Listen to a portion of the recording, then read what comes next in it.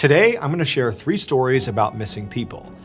Except the real take-home from each of these stories is not so much how or why these people went missing, but instead, it's the haunting circumstances surrounding each of their disappearances. But before we get into today's stories, if you're a fan of the strange, dark, and mysterious delivered in story format, then you've come to the right place because that's all we do, and we upload 2, 3, even 4 times every week. So if that's of interest to you, please offer to fill up the like button's car with gas. But instead of actually doing that, just go ahead and permanently glue shut their gas cap. Also, please subscribe to our channel and turn on all notifications so you don't miss any of our weekly uploads. Okay, let's get into today's stories.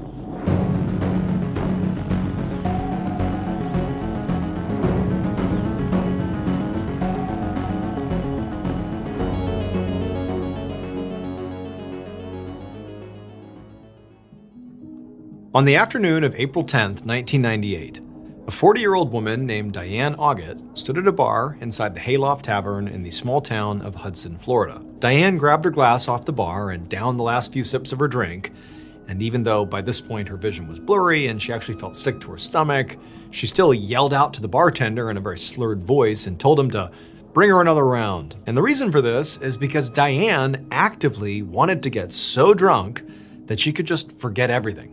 Because at the moment, her life was kind of a disaster. So Diane used to be a married, stay-at-home mother with 3 kids that she loved so much, but about 10 years ago, she'd begun having some very serious mental health problems, and she'd ultimately been diagnosed with bipolar disorder. She would fall into these deep depressions that would make it almost impossible to function.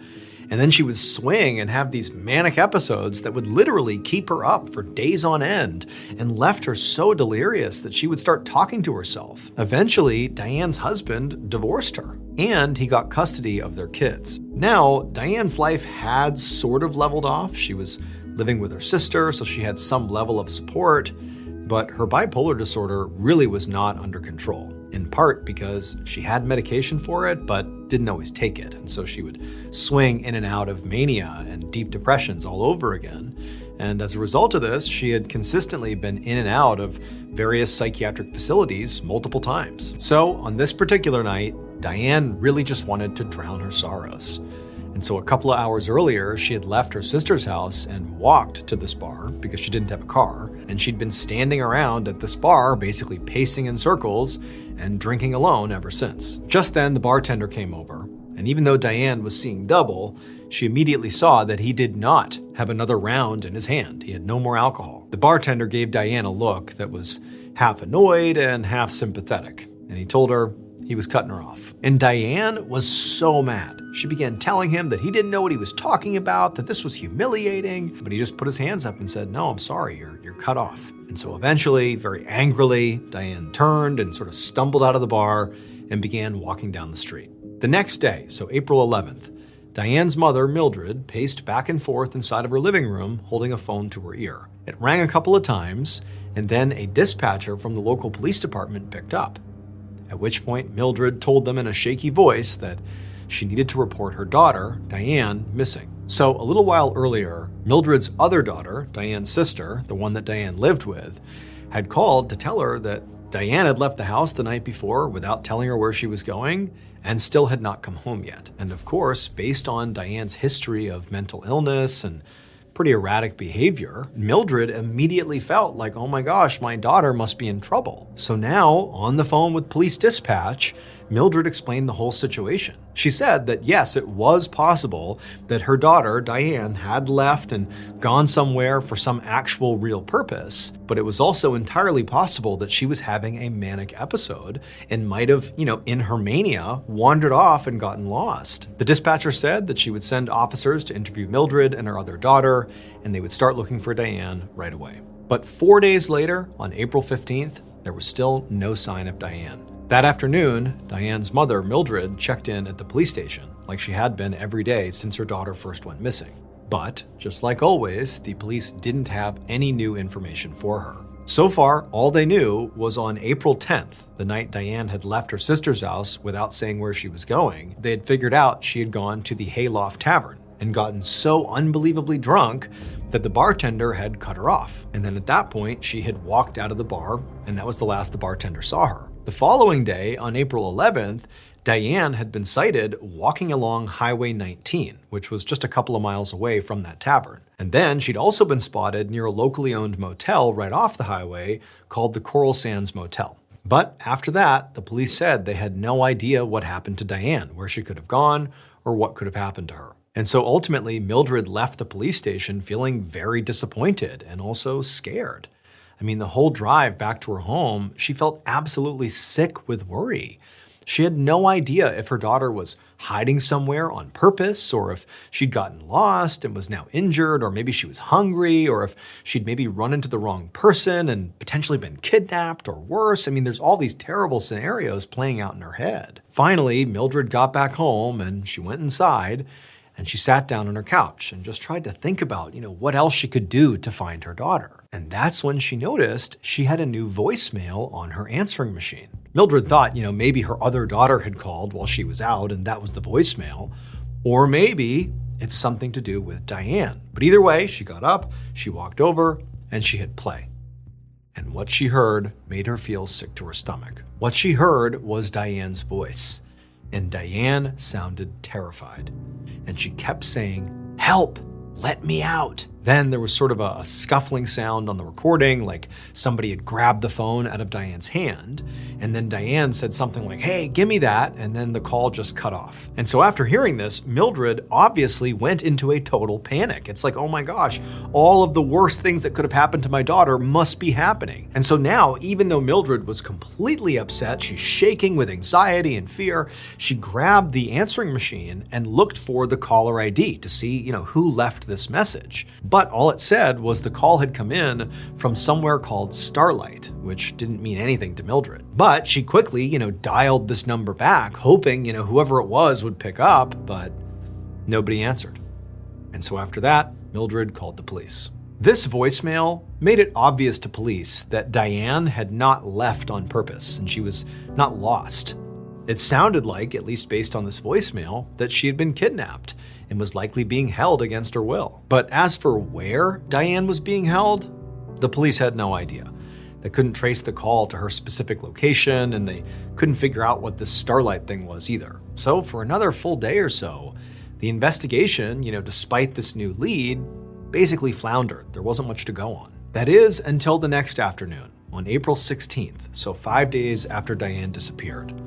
On that day, the police got a call from a man who said he had just been walking along the side of Highway 19 and he had found something disturbing. He said he wasn't sure if the object was even real, but he thought, for sure the police should probably come check it out just in case. And so police immediately rushed out to the scene. They found this object, they sent it off for testing, and then they waited. And when the analysis came back, they learned two things. Number one, the object was definitely real. And number two, it belonged to Diane Auget. The object was the severed tip of a finger from her right hand. Over the next few years, people kept calling in sightings of Diane Auget to the police in Florida. And the police would look into it, and they would interview more than 100 people. But nothing ever panned out. The police never figured out what Starlight was, which is where that voicemail had originated from that was left on her mother's voicemail. And the police also never determined how or why Diane's finger was cut off. But despite all that, strange clues that definitely were tied to Diane kept turning up in some very strange places. Like, for example, the manager of a convenience store near where Diane lived found a bag of Diane's neatly folded clothing inside of their store's outdoor freezer. And a customer at a different nearby convenience store found a plastic bag full of toiletries, including eyeliner and perfume and lipstick, that was left behind on a countertop. And on it was scrawled the name Diane. But police were never able to figure out who placed the bag or why. And so unfortunately, today, Diane's case remains unsolved.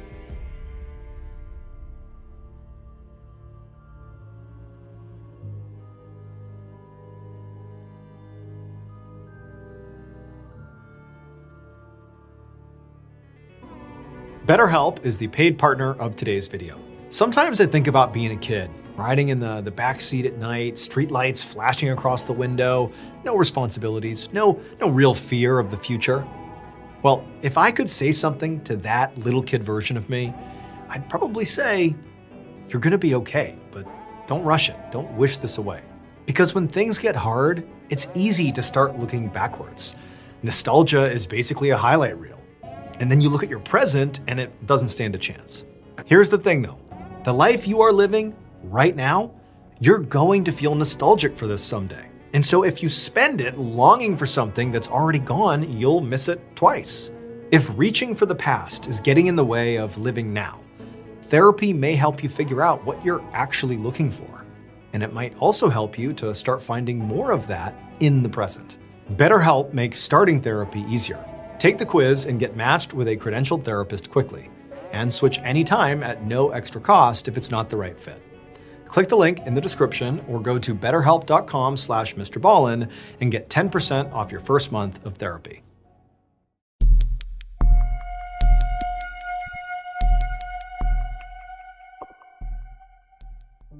Around 3:30 p.m. on December 17, 1927, a 21-year-old sailor named Joe Stevens stood inside of a U.S. Navy submarine that was cruising underwater in Cape Cod Bay, about a mile off the coast of Massachusetts. Joe was at the front of the submarine, inside of a small windowless compartment called the torpedo room. It was about 20 feet long by 10 feet wide, and on one side, there was a metal door that was open that led out to the rest of the submarine. The walls were lined with 6 bunks, a bunch of machinery, and also several torpedoes. And Joe was absolutely thrilled to be in this submarine, because Joe had always dreamed of working on a sub. When he was a kid, he'd actually made this fake periscope out of wood, which on a submarine, the periscope is like a set of binoculars, if you will, that kind of juts up above the submarine, and the submarine can rise just close to the surface, but right below, and the periscope perches kind of just barely out of the water, and it can look around to show you what else is nearby. And so with this fake periscope, Joe and his older sister Florence would spend hours and hours as kids pretending they were on a submarine deep underwater on all sorts of special missions. And so years later, when Joe turned 18, the first thing he did is he enlisted in the Navy. And recently, he had finally been assigned to actually working on this submarine. And it was really like, his childhood dream had finally come true. On this particular day, Joe was doing one of his very first test sails. Basically, he and the other 40 men on board the sub were just testing out all the different machinery on board to make sure everything was working correctly. And so Joe and 5 other men had been assigned specifically to work in the torpedo room. They stood by inside of this room and waited for a command from their captain to come through on the one-way intercom overhead. But as they're standing there, just sort of waiting around, sort of out of nowhere, Joe heard this grating, loud, metallic sound that kind of echoed through the whole submarine. In fact, the sub itself shook so hard during the sound that Joe and the others fell to the ground. And so immediately, Joe and his coworkers are scrambling to get to their feet. They're looking at each other like, what was that? But then it was like their worst nightmare began to play out, as water began to rush through that open door from the rest of the submarine into the torpedo room. And so as this absolutely horrifying scenario is playing out, Joe, his immediate reaction is actually this overwhelming sense of deja vu. Like just for a second, he felt like, I've experienced this exact moment before. But before he could actually process this feeling, a couple of his coworkers rushed past him and managed to slam that door that connected the torpedo room to the rest of the submarine. They shut it and they sealed it. And so at this point, Joe has sort of snapped back to reality. He's not thinking about the deja vu thing. He's like, okay, what's going on? I mean, he realized there must have clearly been some kind of accident. I mean, basically everybody thought the same thing. That sound, the grating sound, the shaking in the water, I mean, that screams something has struck the torpedo, something's happened. He expected the captain's voice to come over the intercom, not to talk about the test run they were actually on here, but with orders about what they should do now that there was a real-world emergency playing out. And so for a couple of minutes, Joe and his fellow sailors just kind of sat there in this, sealed-off torpedo room waiting for this announcement. But there was nothing. And then Joe and the others felt a jolt, as if the submarine had just settled at the bottom of the bay. At first, Joe and the 5 other sailors didn't panic. Whatever had happened, they knew clearly it was not good. But they also figured, maybe this was not a total emergency. It was bad, but maybe we can salvage this. After all, they were only about, 1 mile away from the nearest Coast Guard station. And even though Joe and the others inside the torpedo room did not have a way to actually reach out from where they were to the Coast Guard station, or anyone else for that matter, to call for help, they figured that somebody else in the other parts of the submarine would be able to punch out and call to the Coast Guard station and call for help. But the minutes turned into hours, and there was no progress. There was no obvious sign that any sort of rescue was underway. They didn't hear anything over the intercom. They couldn't even hear anything on the other side of the door. They figured by now one of their comrades would have come over and knocked on the door or in some way talked to them, but no, it's just silence. And also the emergency lights inside the torpedo room eventually flickered out. They're very likely on the bottom of the bay in this sealed room in total darkness. They also had no food and no water. That was in the other part of the submarine, but they couldn't open the door without risking more water coming in. So they're just totally trapped. Now, of course, all of that was horrible. For Joe and the others, they knew how dire this situation was. But the scariest part of the whole situation was that they knew there was a finite amount of oxygen inside of this sealed room. And with every breath they took in, they were using up that air supply. And so pretty soon, this tiny metal torpedo room was starting to feel more like an underwater coffin. Joe began fading in and out of sleep. He sort of lost track of time, and he also was starting to lose hope. But then suddenly, Joe heard this loud, metallic clanging sound. And he realized someone was knocking on the outside of the submarine, like their rescue had clearly begun. And so Joe and the others immediately jumped out of their bunk, sort of knocking into each other because they can't see each other, and they went over to begin knocking back, signaling to whoever was out there that, hey, we're alive, we're still in here. By using Morse code, which is a method of communication via tapping, Joe was able to actually communicate with these folks outside the submarine. And he did confirm they were Coast Guard rescue divers, and they told Joe what happened. They explained that about 16 hours earlier, a Coast Guard ship had struck their submarine, it punctured the submarine, it sank, and everybody else, minus Joe and his people inside of the torpedo room, had all drowned. And so now the rescue divers were here to rescue Joe and the other people he was with. Now, when Joe and the others heard this news, this was horrifying, but also they're thinking, wow, had we not sealed that door as fast as we had, we would be dead. We are so lucky to be alive. And so Joe, after hearing this message, he began frantically knocking back a message, basically saying well, great, but when are you gonna get us out of here? Because we're running out of air. It's getting hard to breathe in here. But the rescue divers could only tell him that they were doing their best and they would get them up as soon as possible. And this was definitely true. The Coast Guard was genuinely doing everything they could as quickly as they could to save Joe and the others. But the reality was, this was a really difficult problem to solve. You have people that are trapped inside of an air pocket deep underwater. If you open up any section of this air pocket, any section of the submarine, water will rush in so quickly that the pressure alone of that water rushing in would literally kill everybody inside. So that wasn't an option. You also have the fact that, as Joe said, they're running out of air. You have this compressed timeline to figure it out. And so really what it leaves you with is, okay, you need to basically quickly lift up the submarine, keeping everybody inside of it, and raise it to the surface. But this is in 1927. This is a complicated thing to do with modern day technology, let alone 100 years ago. But that was sort of their best chance, is bring in multiple ships with all these different strange lifts and somehow scoop the submarine and raise it to the surface before everybody inside suffocated. But the problem was, when they actually began organizing all these ships to try to lift up the submarine, there was this huge storm on the surface with really high winds that just battered the area, making it nearly impossible to position the different lifts off these ships. And unfortunately, this storm was going to be raging for days. And so while this catastrophe was playing off the coast of Massachusetts, about 100 miles away in Providence, Rhode Island, Joe's older sister, Florence, opened up a newspaper and read yet another article about the sunken submarine, where she knew her brother was trapped. For the last couple of days, Florence had been absolutely glued to her radio and the newspaper, desperate to hear or read some good news. But every article and every news segment, they said the same thing.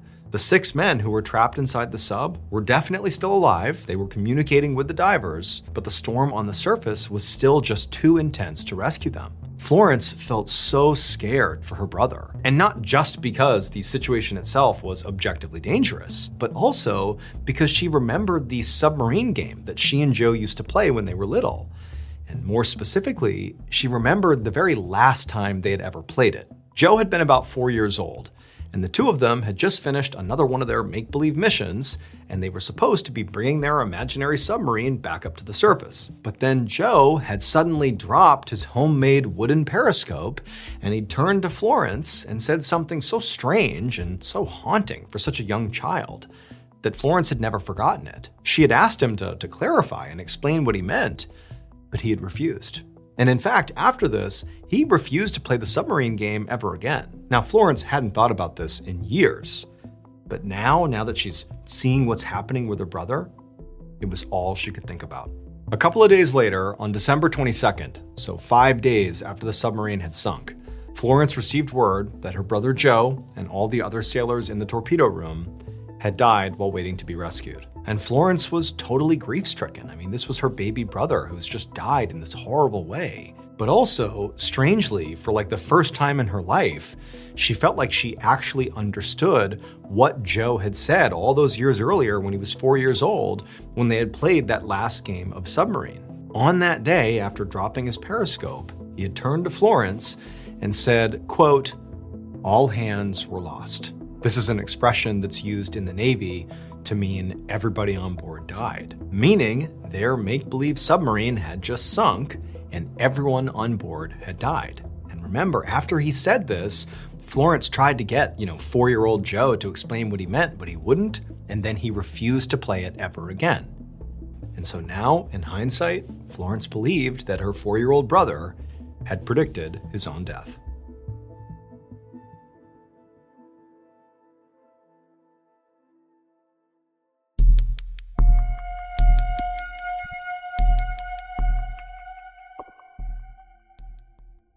On the evening of April 19, 1989, a 62-year-old man named Thomas Meehan was sitting in his living room in Pittsburgh, Pennsylvania, watching some TV when his phone rang. Thomas picked up and said hello, and he heard his daughter, Patricia, on the other end. And right away, he could tell by Patricia's voice that she was feeling really down, which actually didn't surprise him. So Patricia was 37 years old, and Thomas knew she'd really been struggling lately. She lived almost 2,000 miles away from Pittsburgh in Bozeman, Montana, where she worked as a ranch hand. Now, she liked her job, mostly because she loved the animals, but she just had a really hard time getting along with people, and so she was sort of lonely. She didn't really have a lot of close friends, and recently she'd been through a breakup, and even though she'd always loved kids, she'd never had any of her own.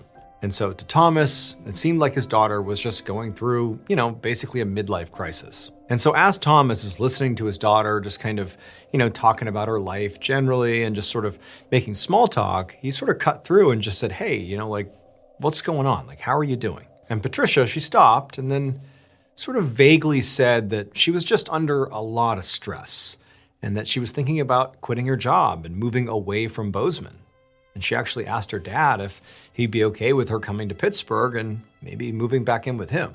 And Thomas, who adored his daughter and really felt for her, immediately was like, of course, you can come home anytime you want. This definitely lightened Patricia's mood. And then she told her dad that she'd call him back the next day to make more solid plans. And then she said she loved him and she hung up. But the next day, Thomas did not get a call from Patricia. In fact, he never got another call from his daughter again. The following day, so April 20th at about 8:15 p.m., 1,500 miles away from Thomas's house in Pittsburgh, a woman named Carol Heights was driving down a very isolated 2-lane highway in the rural town of Circle, Montana. It was dark and cold outside, and all Carol could see was the one car driving in front of her. And beyond that, it was just big empty fields on either side of the highway. But, sort of out of nowhere, this car, which had just been putting along at the same speed as Carol, it suddenly swerved off the road, For a second, Carol was just so confused, like what caused the car to suddenly veer out of the way? But then a split second later, Carol understood exactly what had happened. Because right in front of her was another car driving the wrong way, barreling down on her. And so Carol, she jammed on the brakes and she tried to swerve out of the way, same as this other car had. But she wasn't fast enough, and this other car smashed into her, basically head on. Carol felt her head snap back, there was this loud metallic crunching sound, and then blackness. But then just a couple of minutes later, Carol opened her eyes and realized she had survived the crash. I mean, she felt, pain in her neck, and her car's a mess, the airbags have deployed, like obviously she's been in a serious wreck, but she's alive. And so eventually, Carol managed to open up her door and she climbed out, with the intention of actually checking on the other driver, because the other car that smashed into her is basically butted up against her and she can't really tell the status of this person. So she gets out and she's going over to see if this person's okay. But before she reached the other car, the other driver also climbed out of their car, and in the light from both cars' headlights, Carol could see that this other person was a middle-aged woman who appeared to have shoulder-length strawberry blonde hair. And this woman, didn't appear to be hurt, at least on the surface. In fact, weirdly, she seemed very, very calm. And this woman, she just stood there by her car, not saying a word to Carol or in any way recognizing what she had just done, which is drive the wrong way and smash into Carol, could have killed Carol. No recognition of that.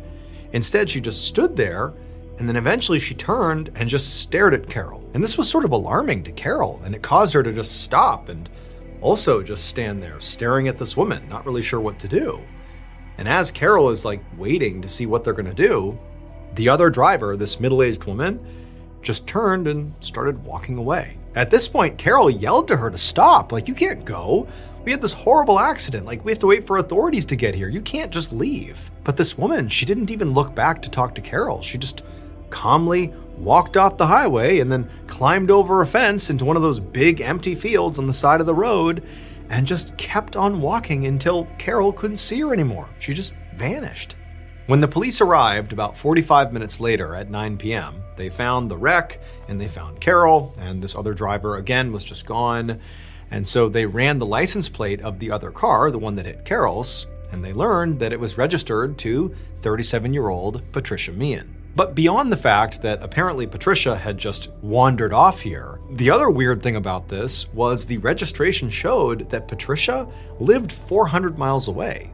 So they really weren't sure what she was even doing all the way out here. Now, Patricia did not come back to the crash site, and so eventually police got canine units out there and they began looking for her. And they were able to find a trail of her footprints out in that field.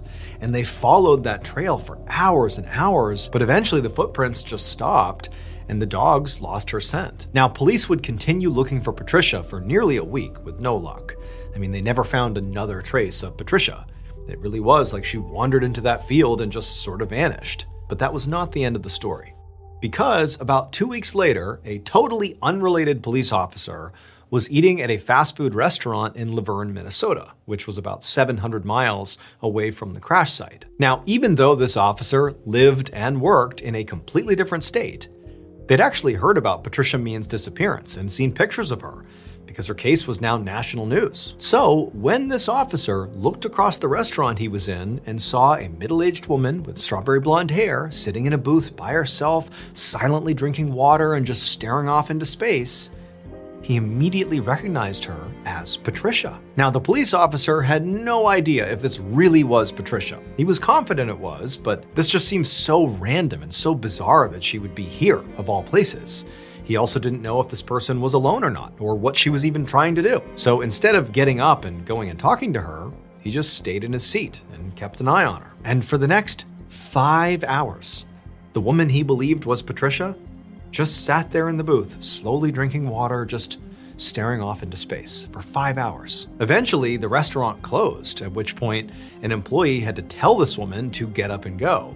They also told the officer that he too had to leave. And so after the officer and this woman who he thought was Patricia had left this restaurant, the officer kind of hung back and continued watching the woman. And she just went right across the street to a diner. And this time, the officer did not keep his distance. He went inside the diner, and he went right over to where she was sitting at a table, and he sat down next to her, and he just said, "What's your name?" And for a moment, the woman seemed kind of confused why, this random police officer was even sitting with her to begin with. But instead of, challenging the police officer, she just went quiet for a second, and then in a sort of hushed voice, she said that she was from Colorado. But then a moment later, she shook her head and said, "Actually, no, I'm from Israel." And then, before she gave up any more information, like her name or why she was here or anything, she jumped up out of her seat and ran outside. And the police officer was kind of caught off guard by this and was a little bit slow to get up and chase after her, but he ran outside too, and by the time he got out there, she had disappeared. Over the next month or so, the police in charge of Patricia's case received dozens of reports like this from people who believed they saw Patricia at restaurants and truck stops all over America. And the police actually confirmed many of these sightings, meaning they believed that these witnesses really did see Patricia. It was not just some lookalike. And in every case, witnesses reported that this woman, presumably Patricia, refused to speak and was just staring vacantly into space. She didn't seem to know who she was or what she was even doing. But also, in every one of these cases, before anybody could intervene or ask her questions or just help her in some way, Patricia would run off and disappear again. It was like Patricia was a ghost, appearing and disappearing over and over again all over the country. As of today, there have been over 5,000 reported sightings of Patricia Meehan. But still, we do not know where she is. Her case still today is open and unsolved.